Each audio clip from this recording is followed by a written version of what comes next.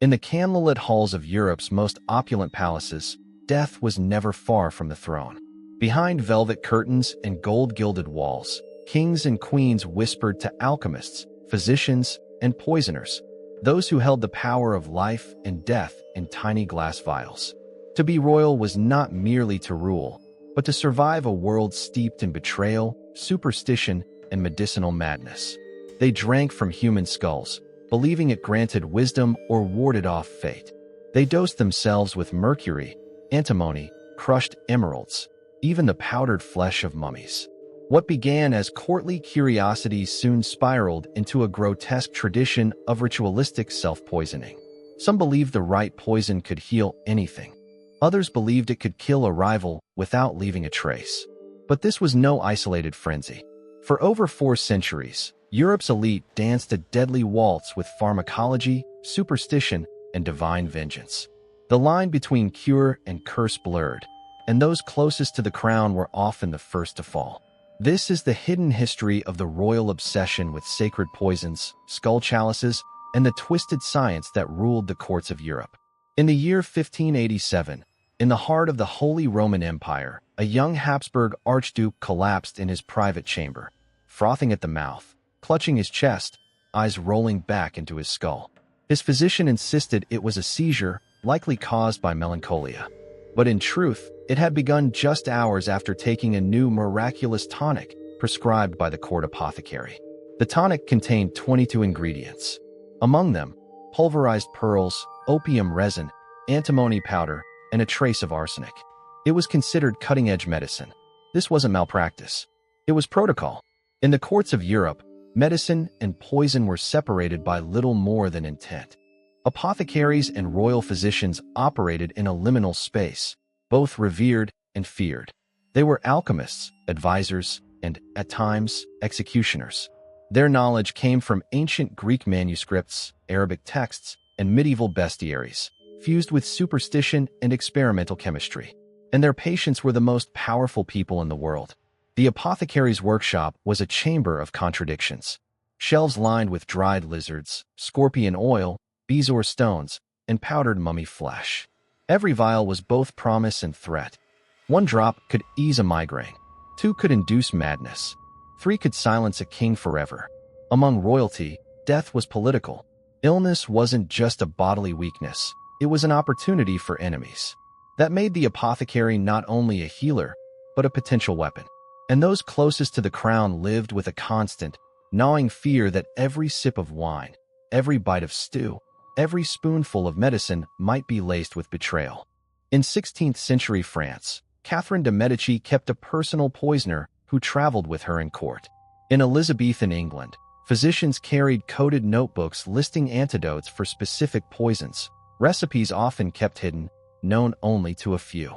And in Renaissance Italy, the famed Medici family maintained what some believe to be the largest private pharmacy in Europe, complete with secret tunnels and black recipe scrolls locked away from prying eyes.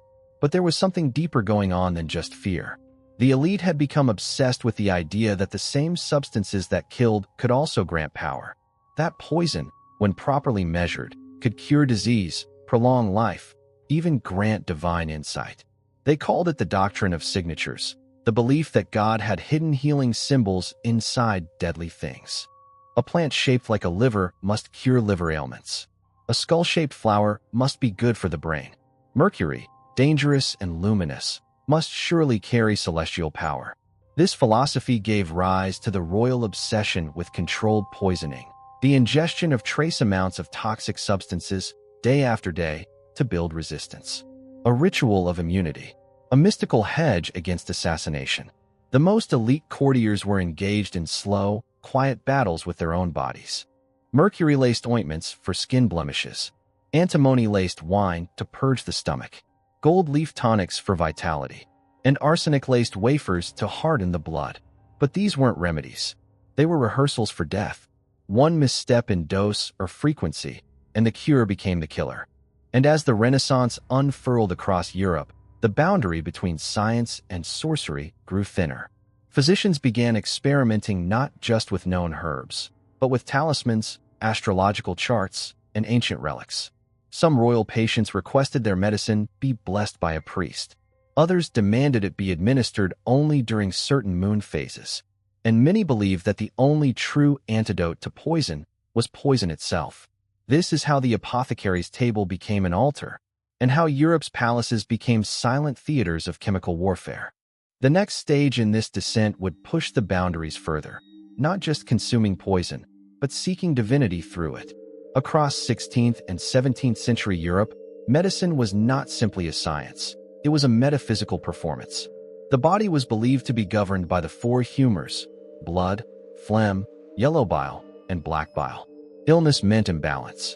Cures meant recalibration. But recalibration often took the form of ritual, equal parts chemistry, mysticism, and blind faith. At the highest levels of society, medical treatment became a spectacle. Royal families didn't just seek healing, they demanded miracles. And so, the court physicians evolved into performers of wonder. One of the most infamous examples was the elixir vitae, the elixir of life. Born from alchemical legend and steeped in esoteric tradition, this supposed universal medicine promised everything from renewed youth to spiritual enlightenment.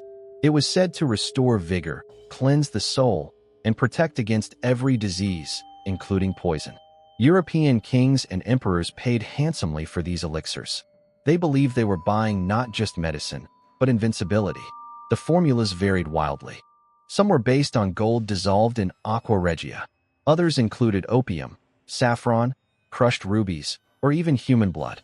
The idea was simple but terrifying. If death could be conquered, it would only be through that which already resembled death. One such elixir became legendary in Vienna, crafted by the Habsburg court physician Johann Ferdinand Hertog. Known as Theriaca Andromache, it contained over 60 ingredients, including opium, viper's flesh, myrrh, and cinnamon. It was administered to royal children by the drop. The intention was purity.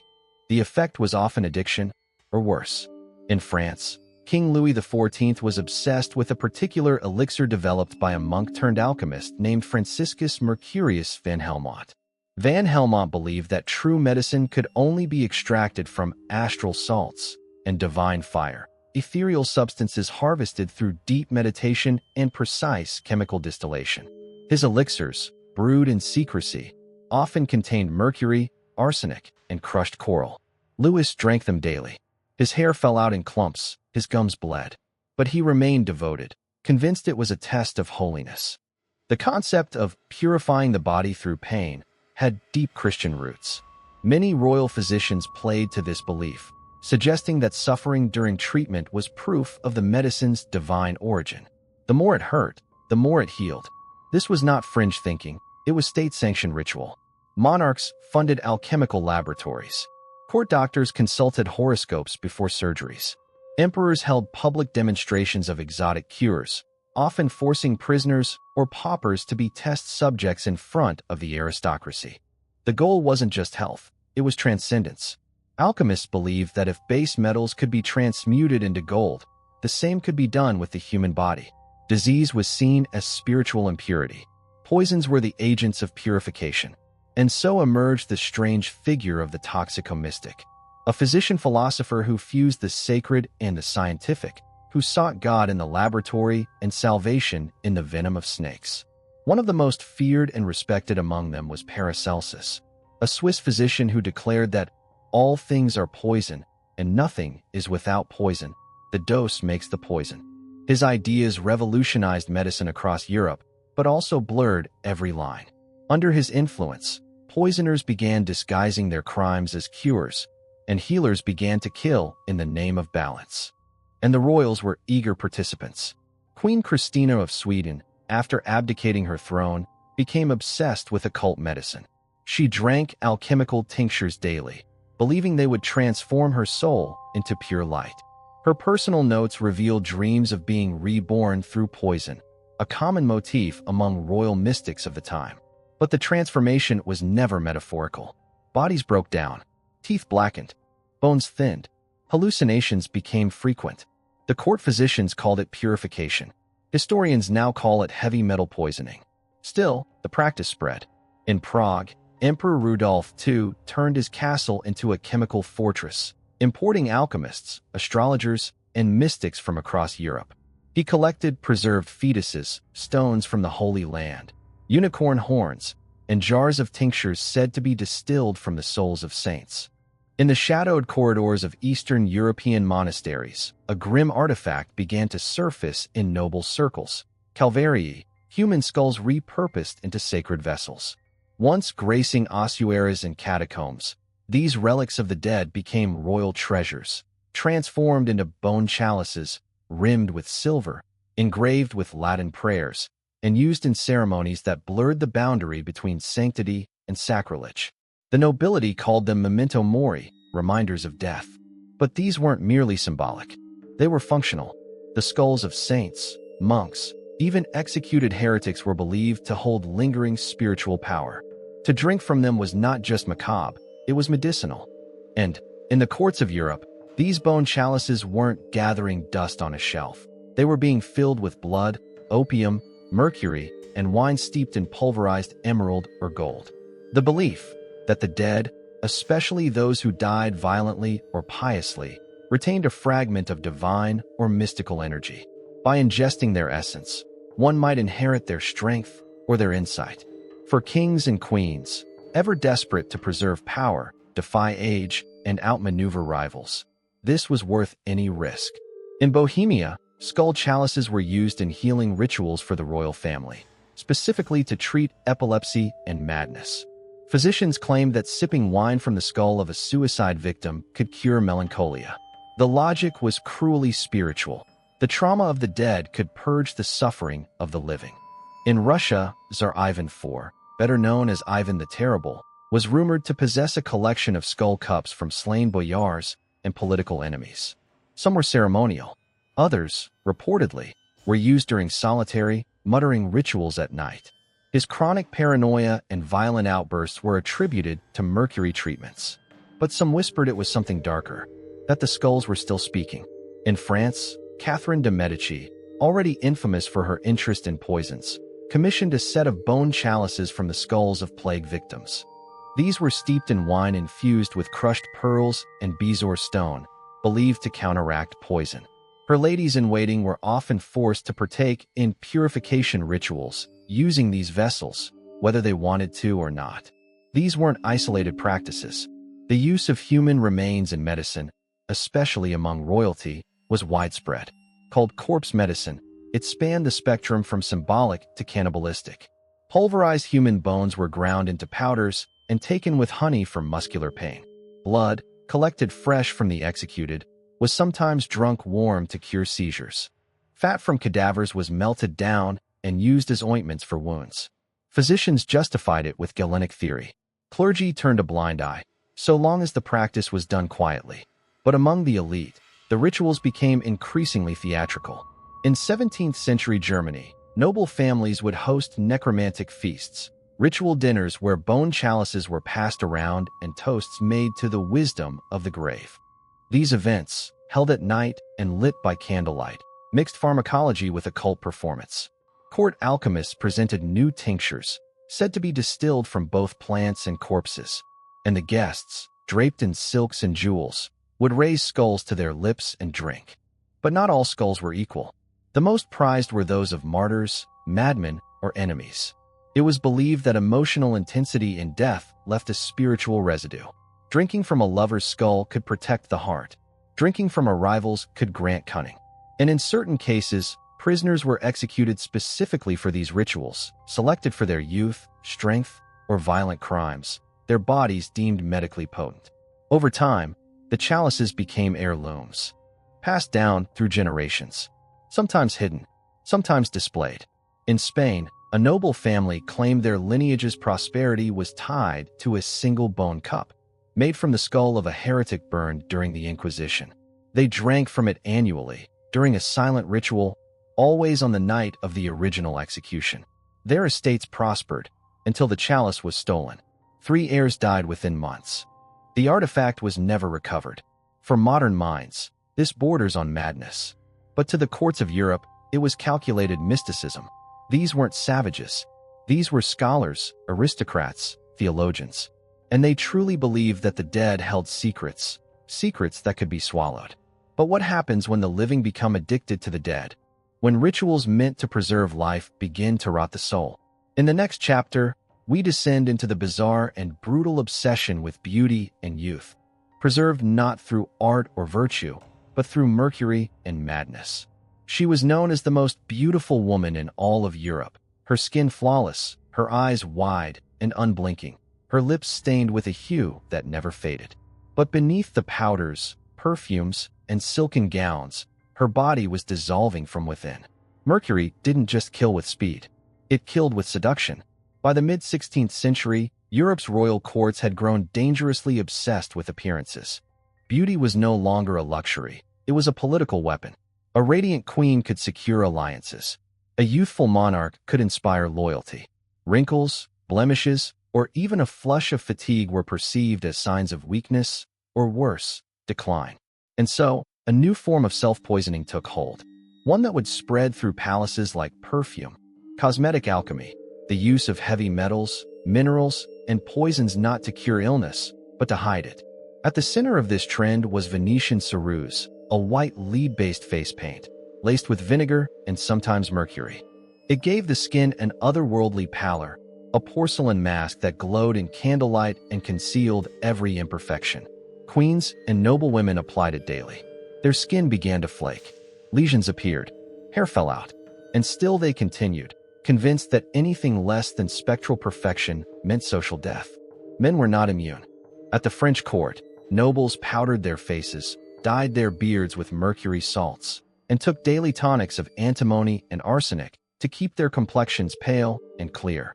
In England, it was rumored that Queen Elizabeth I slept with a mercury-based paste on her face, believing it warded off aging.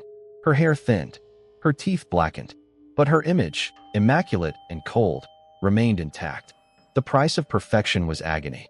One of the most horrifying examples came from the court of Austria.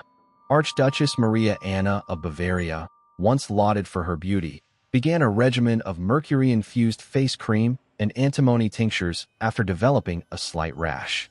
Within months, she experienced tremors, hallucinations, and violent fits of rage. Her skin became translucent. She died, delirious and twitching, at the age of 25. Her official cause of death, melancholy and nervous affliction. But behind the curtain, the physicians knew the truth. Her body was saturated with poison. What's perhaps most disturbing is that these toxins weren't administered in ignorance. Court doctors were often fully aware of the dangers, but insisted the benefits outweighed the risks. Beauty, after all, was currency. A royal who appeared unblemished was seen as divinely favored. One who showed signs of illness became a target for whispers and plots. And so, treatment became deception. Not just healing the body, but hiding its decay. Enter calomel, mercurous chloride, prescribed to treat everything from syphilis to indigestion. It came in the form of white powder and was ingested, often alongside wine or sugared syrups. Patients experienced profuse sweating, salivation, and eventually, tooth loss. But their skin cleared. Their fevers dropped. They looked better just before they began to rot. It was common for nobles to receive beautifying purges, ritualized vomiting induced by antimony wine or hellebore. The goal wasn't health, it was control. By purging the body, it was believed one could purge sin, decay, and even aging. In France, Louis XV's mistress, Madame de Pompadour, took weekly mercury enemas under medical supervision. Her physicians called it intestinal rejuvenation. She called it sacrifice. Her skin, painted with ceruse and dusted with ground pearls, remained luminous to the public. Inside, she was crumbling. The obsession with eternal youth created an underground market of death beauty recipes, secret formulas shared between noble families, traded like dark relics. Some included powdered nightshade, belladonna eye drops to dilate pupils, or mercury ointments applied behind the ears to stimulate a divine glow. Women were praised for their pale, death-like appearance. Men were admired for their stillness, often drug-induced. A waxen face was seen as a sign of grace. A twitch, a flush, a cough invited suspicion. And the tragedy was generational. Royal children were raised under the same protocols, taught that appearance must be maintained at all costs.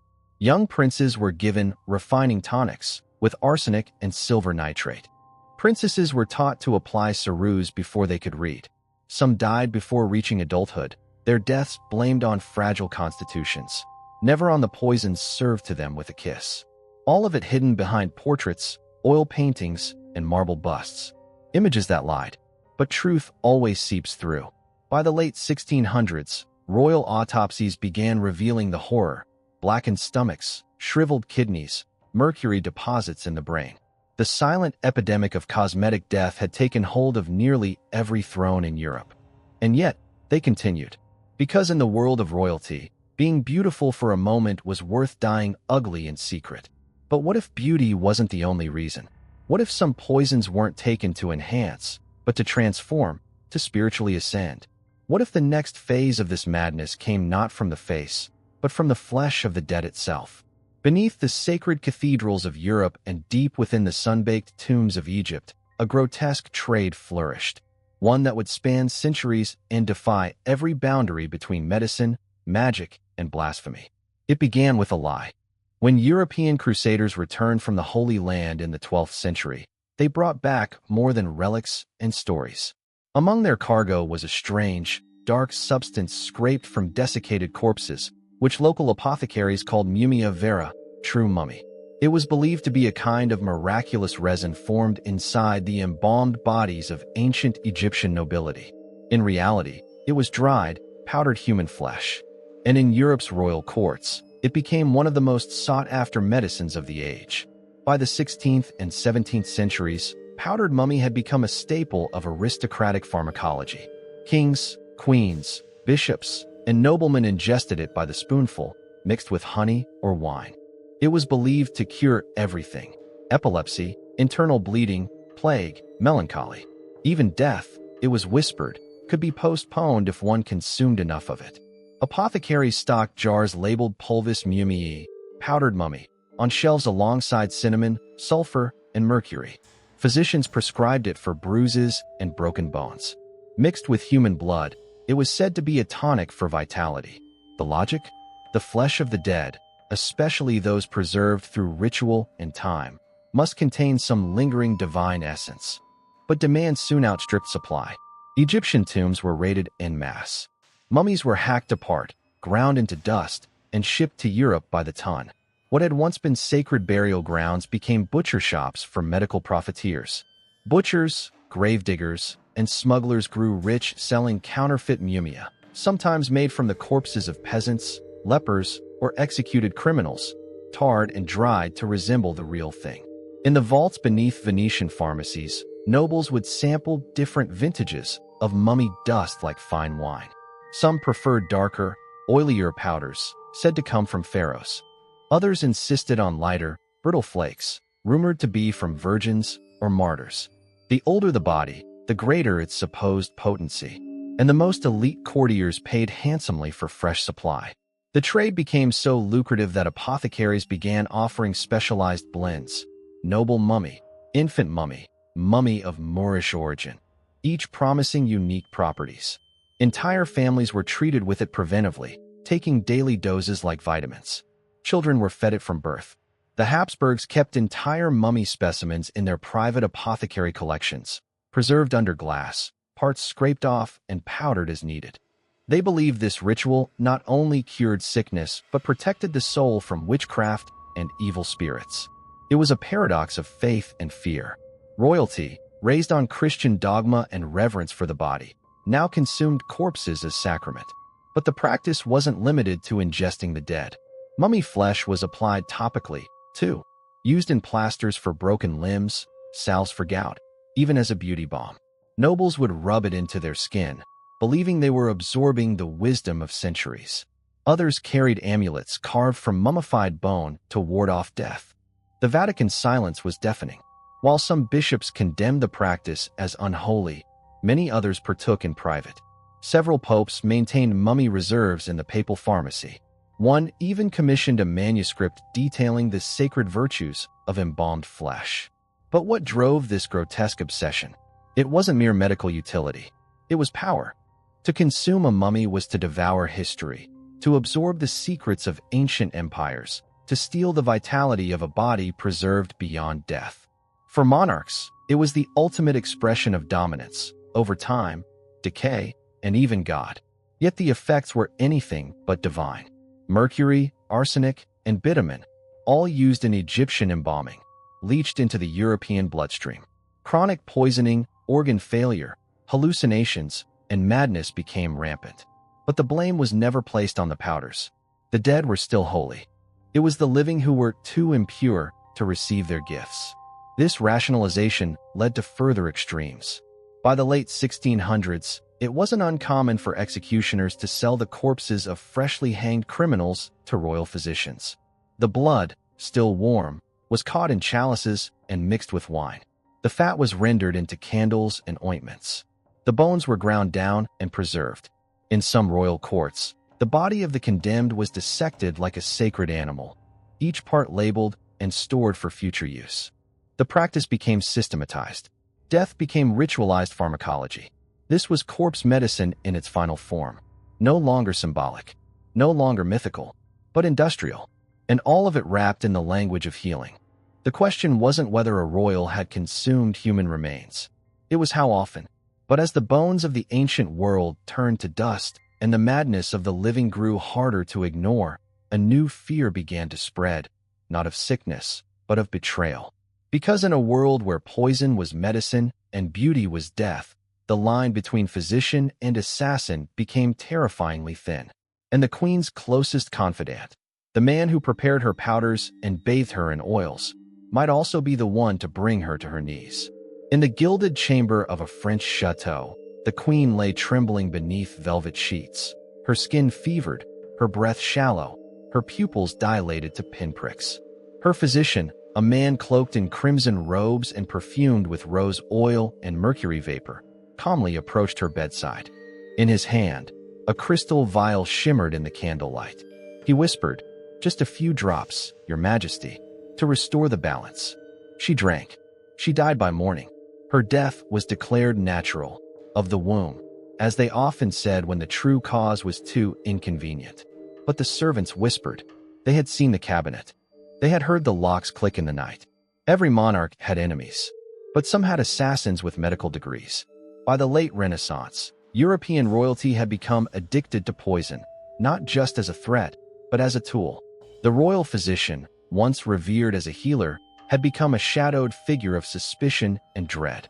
With access to the monarch's food, drink, medicines, and intimate moments, he held a terrifying power, the ability to administer life or orchestrate death. Behind locked doors, in the bowels of palaces and private laboratories, lay the poison cabinet, an arsenal of tinctures, salves, elixirs, and powders. Some for healing, some for killing. The only difference was intention. These cabinets were custom-built, often inlaid with gold and locked with multiple keys, each one accessible only to the physician and the reigning monarch. Inside, labeled vials contained concoctions so volatile that even a drop too much could send a queen into convulsions or a king into a fevered madness. Ingredients included cantarella, a slow-acting poison believed to be perfected by the Borgias, made from arsenic and other digestible toxins. Aqua tofana, a clear, tasteless liquid favored by Italian poisoners, disguised as holy water or cosmetics. Belladonna tincture, used to dilate pupils, but deadly in slightly higher doses. Stibnite powder, antimony-based purgatives that could heal or corrode the bowels from within. Oil of vitriol, concentrated sulfuric acid, sometimes diluted for use in treatments, other times used in murder. Physicians walked a razor's edge. To miscalculate even once was to risk their patron's death and their own execution. Yet some began to exploit this tension. Take Dr. François Guyon, court physician to a lesser-known duke in France. He was famous for his balancing tonics, mixtures of gold, camphor, and opium. His patients swore by them. But when two of the duke's rivals dropped dead within weeks, both of natural illness, Guyon was quietly arrested. His poison cabinet, when opened, contained over 400 vials. Half were unlabeled. He was tortured for 7 days before confessing. He had used belladonna extract, disguised in honeyed wine, to eliminate his master's enemies. at the Duke's own request. But the most chilling case belonged to Sir Walter Cowdray, personal apothecary to Queen Mary of Scotland. Sir Walter kept meticulous journals, hidden away in ciphered script, detailing not only his treatments, but his suspicions. He feared that a rival physician was slipping powdered arsenic into the Queen's rose water. He also admitted, in one damning entry, that he had dosed the Queen himself with a purifying elixir containing antimony, hoping to strengthen her blood. Her chronic illness worsened soon after. Her death, as always, was blamed on divine will. What made these cases so disturbing wasn't just the possibility of murder, it was the ambiguity. Were these deaths the result of malevolence or misplaced trust? And it wasn't just physicians. Ladies-in-waiting, perfumers, chefs, and valets all had access to the body of the monarch. All were potential vectors for poison. And so, royal courts became surveillance states. Palace wings monitored, food tested, even wine poured from decoy bottles. In Spain, King Philip II employed a personal taster, a man who had survived more than 20 near-death experiences from microdoses alone. He was never poisoned. He died of mercury toxicity, slow, incurable, and gruesome. To protect themselves, some monarchs began microdosing every suspicious substance their enemies might use against them. They believed that daily exposure to controlled poisons would build immunity, a process known as Mithridatism, named after King Mithridates VI of Pontus, who had reportedly consumed small amounts of poison every day to render himself unkillable. But the irony was fatal.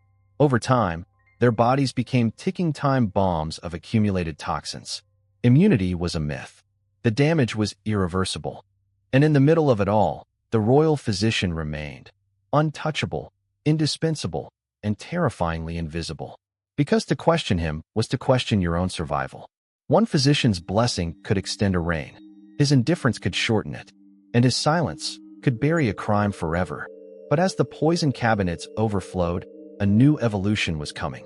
No longer content with hidden vials and secret drops, assassins would rise from within the nobility itself, armed with perfumed handkerchiefs, poison rings, and a kiss that could collapse a kingdom. In the dusky alcoves of royal cellars, amid rows of fine vintages and ceremonial goblets, one bottle stood apart. It bore no label. Its contents were dark, metallic, and strangely sweet. To sip, it was to test the edge between vitality and void. It was antimony wine, a concoction both revered and feared in Europe's royal courts.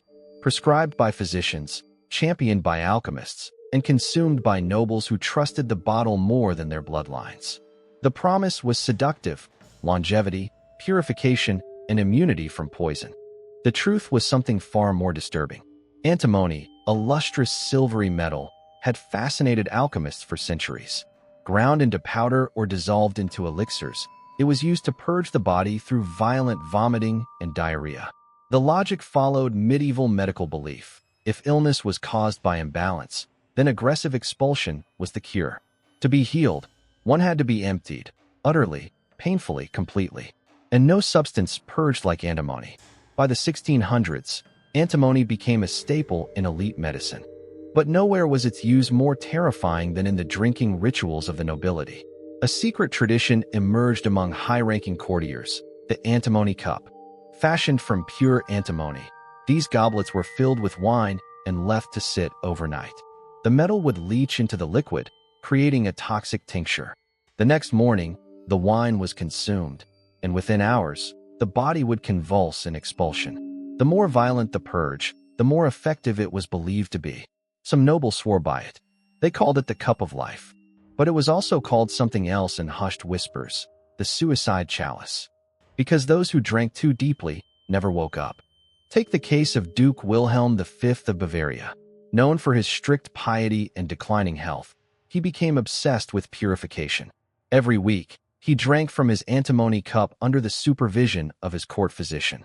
He grew gaunt, his eyes hollow, but he insisted it was the path to godliness. One morning, after an unusually dark batch, he collapsed during Massachusetts. His death was ruled a divine calling.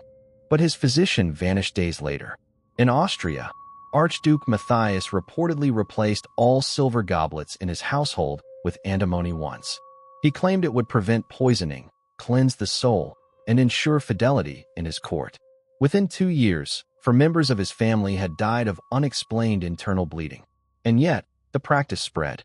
Alchemists praised antimony as a metal of the philosophers, capable of both transmuting matter and purifying the soul. Some believed it was sent by God to test human endurance. Others saw it as a divine punishment, a necessary torment for royal bloodlines steeped in corruption. It wasn't just wine. Antimony pills, known as everlasting purgatives, became fashionable among royals. Swallowed whole, they would violently cleanse the intestines and were designed to pass through the body intact.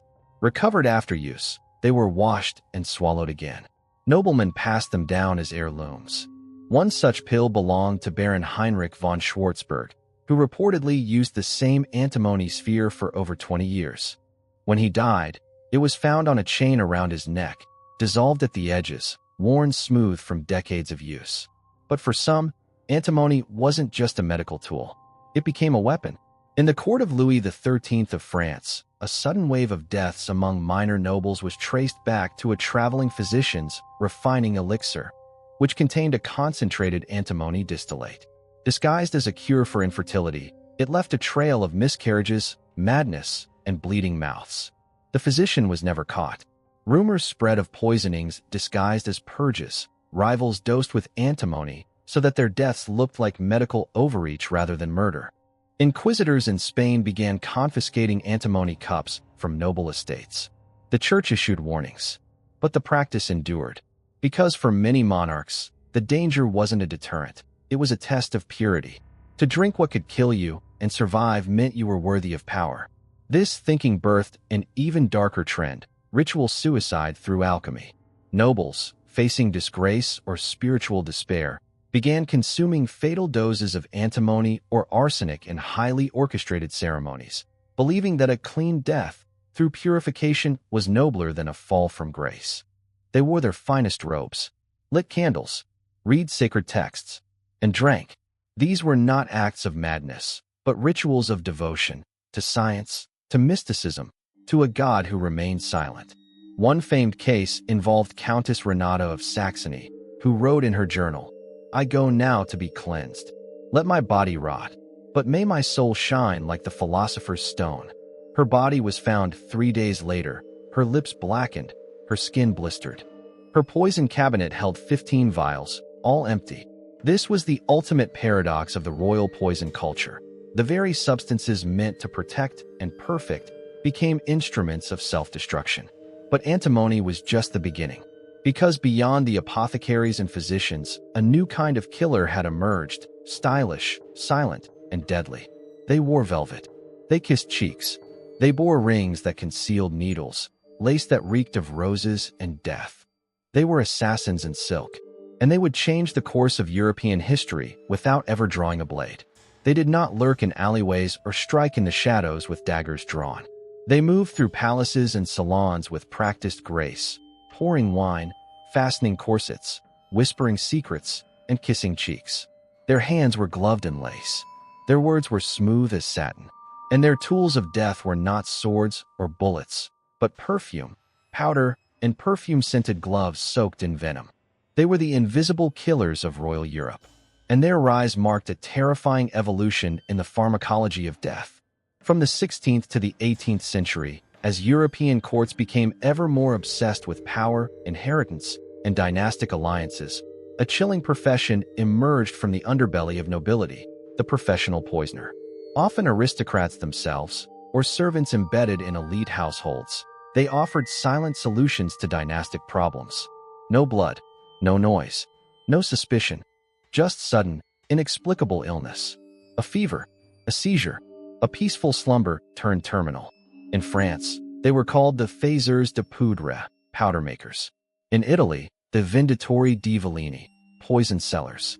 But in whispers, they were known by a far more haunting name: the ladies of death, because many of them were women.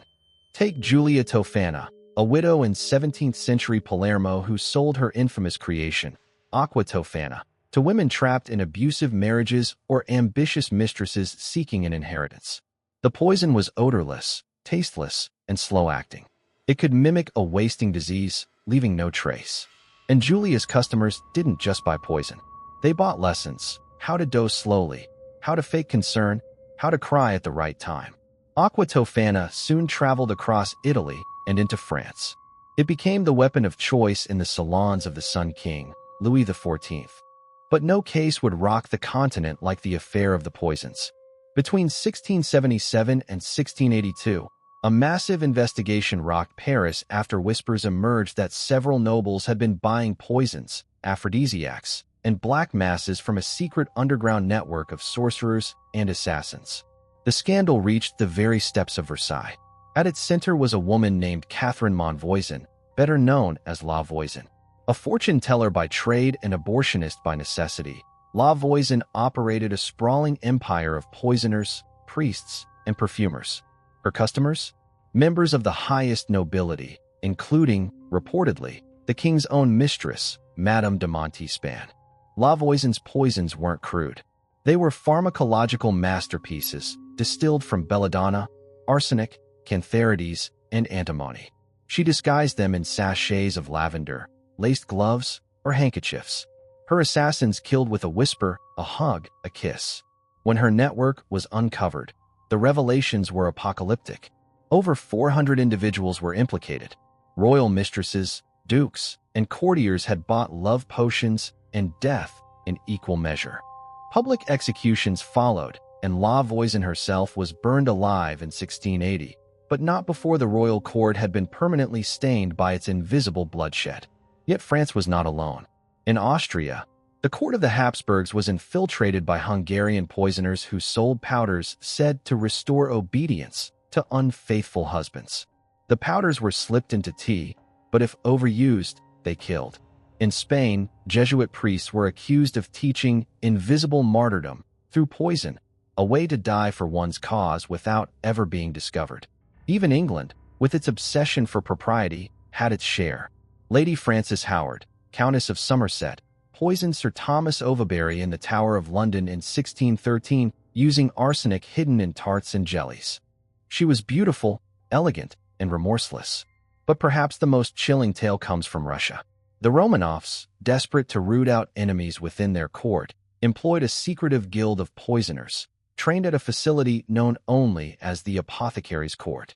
Here, alchemists and assassins developed sophisticated toxins, some that killed instantly, others that mimicked the wasting sicknesses of tuberculosis or cholera.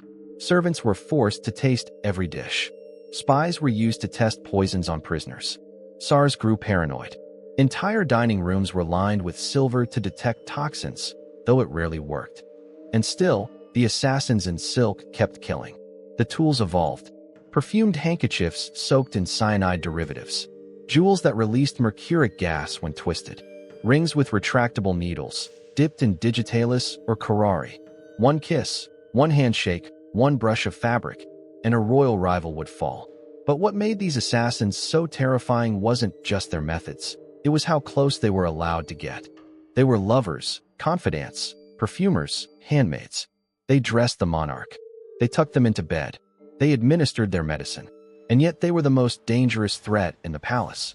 No locked door could stop them. No armor could defend against them. Because they didn't wield blades. They wielded trust. As the age of enlightenment dawned, science began to catch up with death. Forensic toxicology emerged. Chemists like Matthew Orfila in the 1800s developed methods to detect arsenic in tissue. Suddenly, invisible deaths were visible.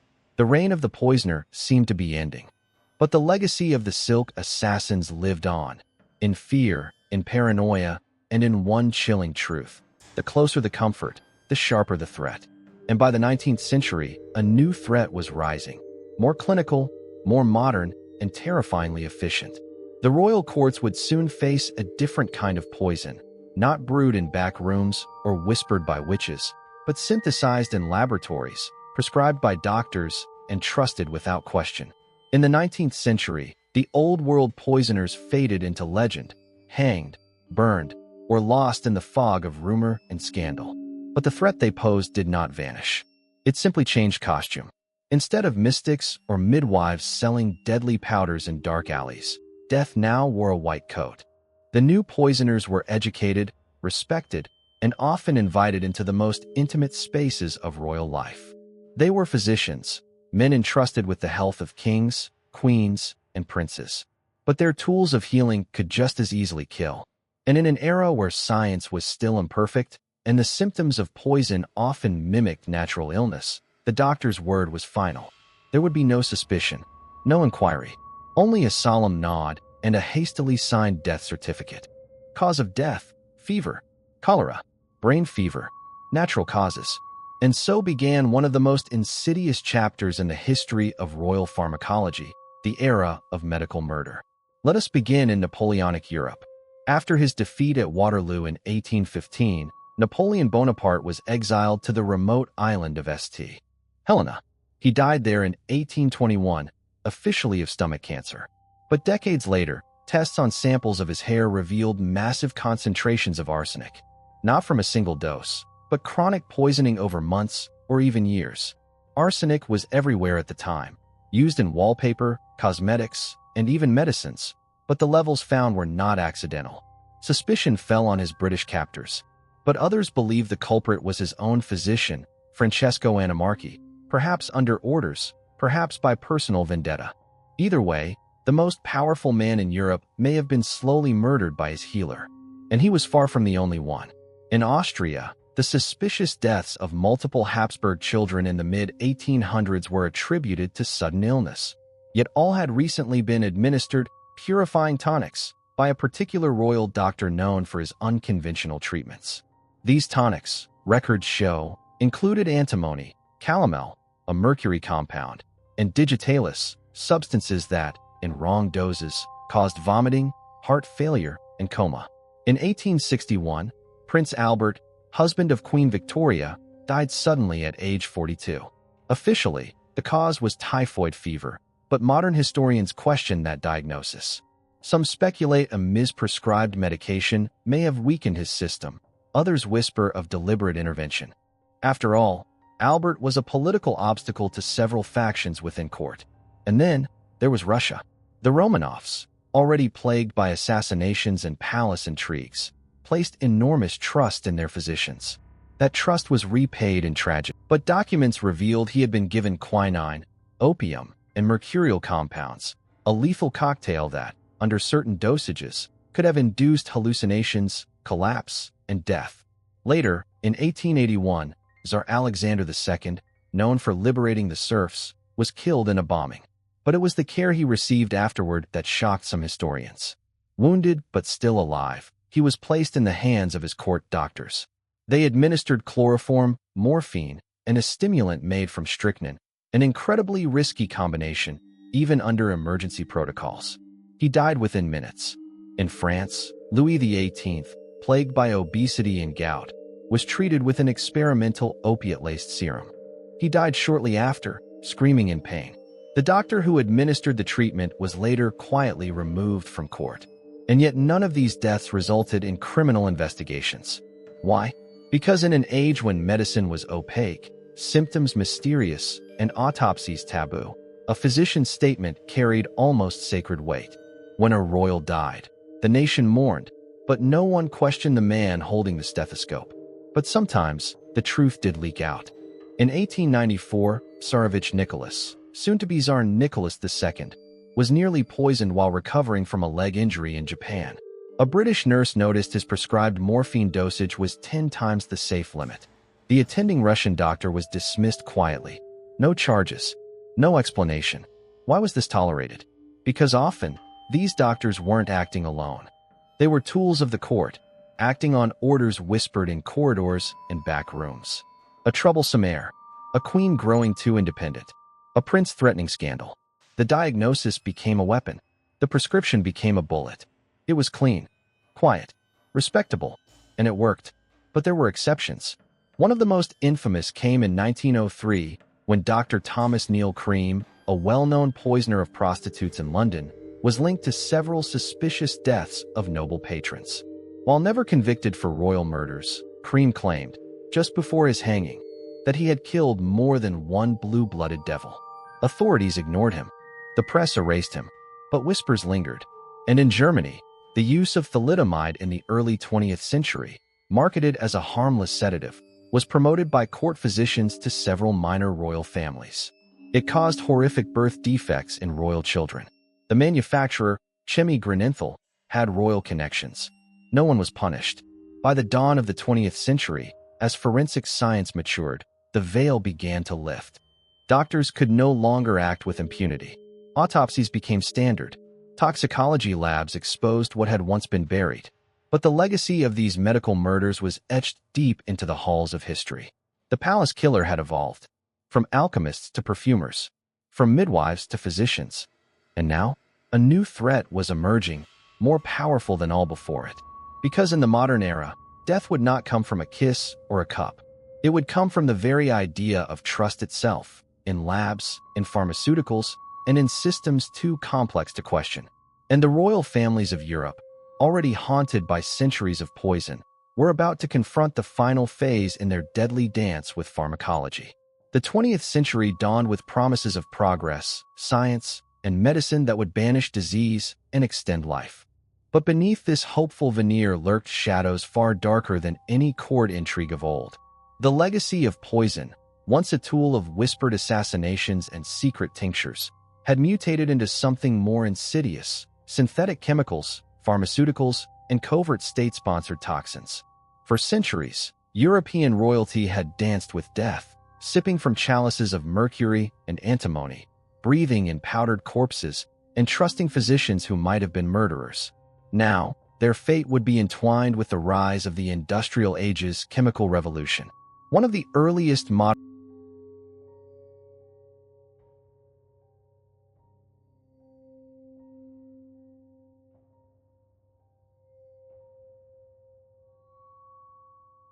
A prince suffered debilitating tremors and blindness. No official cause was recorded. Some speculate that political rivals exploited these new chemicals to eliminate inconvenient heirs without suspicion. But no investigations were ever made public. Meanwhile, the burgeoning pharmaceutical industry introduced drugs with side effects almost as deadly as the poisons they replaced. During World War II, Nazi doctors infamously used synthetic toxins in experiments on prisoners and royalty alike. While many were imprisoned or executed, others escaped justice, moving quietly into post-war medical institutions. The toxic legacy seeped into the broader medical establishment. Across Europe, royal families were prescribed powerful new medicines, barbiturates, sedatives, and painkillers that dulled both body and mind, but had high addiction and overdose risks. Some historians argue that a number of sudden royal deaths in the mid-20th century were hastened or caused by medical overprescription and chemical dependency. But the most chilling evolution was yet to come. The Cold War introduced a new kind of poison, political toxin, invisible, untraceable, and designed for maximum psychological impact. The infamous assassination of Georgy Markov, a Bulgarian dissident, with a tiny pellet of ricin injected via an umbrella tip, shocked the world. But similar methods were rumored in royal circles, where couriers, ambassadors, and even family members might carry concealed weapons of biochemical destruction. British royalty reportedly increased security protocols after unexplained illnesses among several high-profile figures raised suspicions of chemical attacks. And then there were the industrial chemicals, pesticides, heavy metals, and nerve agents that leached into the environment and into the bodies of those living in palaces and estates. Lead poisoning from old plumbing, mercury exposure from laboratory equipment, and later, exposure to radioactive materials. These modern poisons didn't discriminate. They wore no perfume. They left no scent. They were the ghosts of industry haunting noble bloodlines. Yet despite the scientific advances and forensic breakthroughs, many royal deaths remain unexplained or too conveniently attributed to natural causes or tragic accidents. Why? Because the modern poison is not just chemical, it is systemic. It thrives in complexity, in bureaucracy, in denial. In the end, the pharmacology of death that began with skull chalices and sacred poison evolved into a web too vast, too shadowed, and too normalized to unravel completely. Royalty still dance on this poisoned stage. Their legacies marked by beauty and decay, healing and harm, trust and betrayal. And as history shows us, The most dangerous poison is often the one served in a smile, with a whispered promise of care. The question remains, in a world where medicine can kill and healing can betray, who truly holds the power of life and death? The dance continues. From the hidden chalices laced with mercury to the powdered remains of ancient kings, from the silken assassins wielding poison in velvet gloves to the trusted physicians turning healing into murder, the history of Europe's royalty is a dark tapestry woven with death and desire. This story forces us to confront unsettling truths about power, trust, and the fragile line between life and destruction. It asks, how far would those in power go to preserve their reign? And what price did they pay, often unknowingly, in their pursuit of eternal beauty and control? If this tale of poison, betrayal, and the pharmacology of death has gripped you, don't forget to subscribe for more dark history that reveals the shadows behind the crown. Share your thoughts below. What moment shocked you the most? And if you dare, watch our next story about the poisoner queens who ruled Europe's deadliest courts. Remember, history often wears a beautiful mask, but behind it lies a tale as deadly as any blade. Stay curious, stay vigilant, and above all, stay alive.